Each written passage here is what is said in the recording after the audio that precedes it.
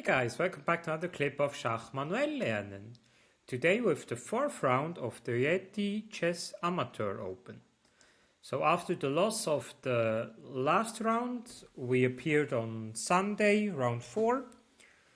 And I had the white pieces and I knew that, my opponent also made 2 points. So it was an interesting game.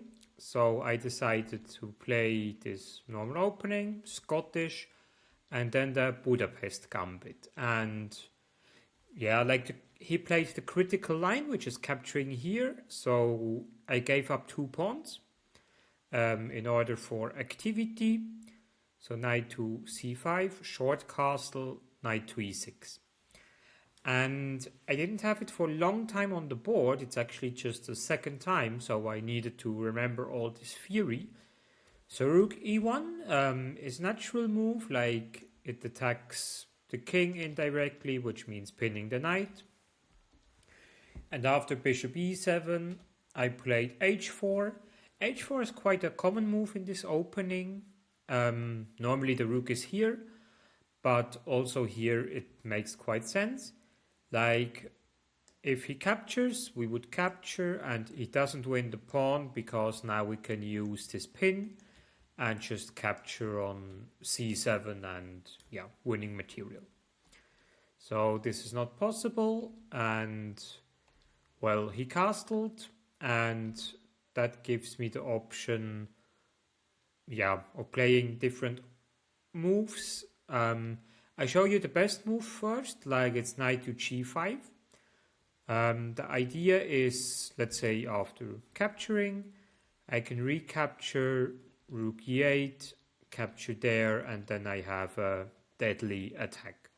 So this happens quite often or quite fast in the Budapest Gambit, simply because black didn't have time yet to develop, because he needed some time for the 2 pawns.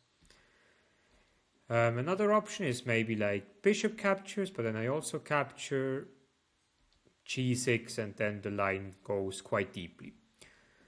So knight to g5 would have been the best move. I fought here for like 40 minutes, I guess, and I made the wrong move. I captured on e7, and what I calculated was capture, which is the game, and then capturing here, and then after sacrificing the bishop, sacrificing an exchange.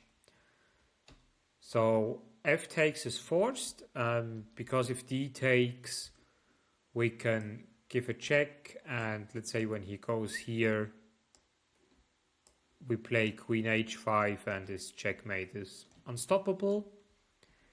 And if he would run out here, I always have this idea of queen to g4, followed with h5, for instance. Or I can play directly h5 here, actually. And then the game is more or less over. So he captured with the f-pawn, which is correct. Then I played this one. And I had to calculate all of that. And I thought king to g8 wins for black. But apparently after queen h5, he has rook f5. And here is not enough progress that I can do, because if I don't deliver a checkmate or win the material back, it's just completely lost for me. So I was quite lucky that he went to g6, but it's also not easy to play, with black, because you're constantly under pressure and every move can be your last one. So queen g4, and now we have quite some threats, like h5, followed with queen takes here, or knight captures with winning the queen, so stuff like that. That's why he decided with queen e8 to go out of the X-ray attack with the knight. But still I can capture, and then capture on c7. Now I have the fork, and after capturing on a8, it's a really wild position. Currently I'm a pawn up, but I need to bring out somehow the knight. So d6 for attacking the queen. Queen check.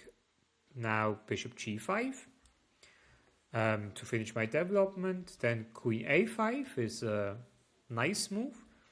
Like he goes out of the pin and at the same time he's pinning my bishop.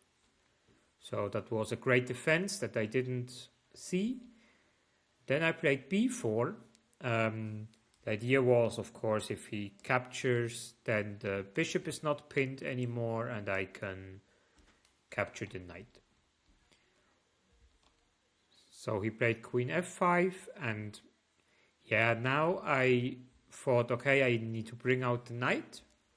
I saw that this pawn is hanging, but for me it was more important to bring the knight back, which is, the computer doesn't say it's the best move, but a very practical move. So queen captured, king h2, and yeah, now my opponent made a blunder, like he explained it to me after the game.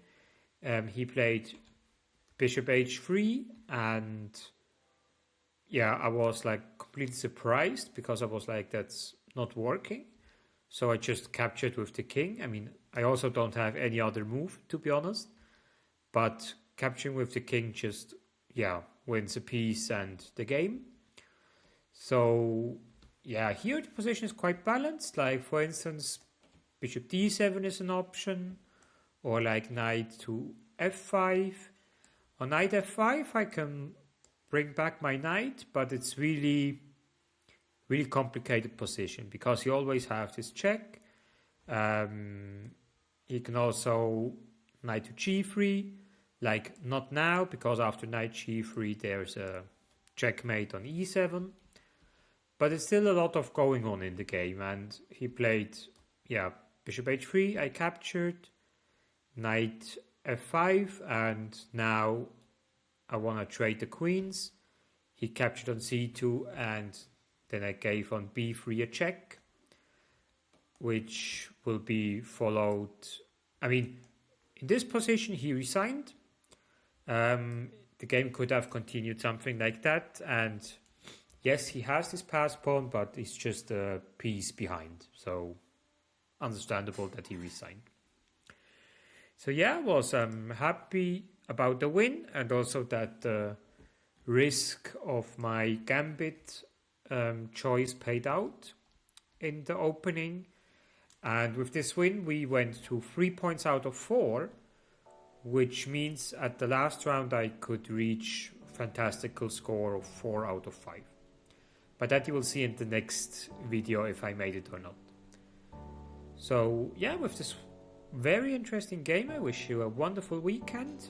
Stay healthy and always enjoy your own chess games. See you soon, guys.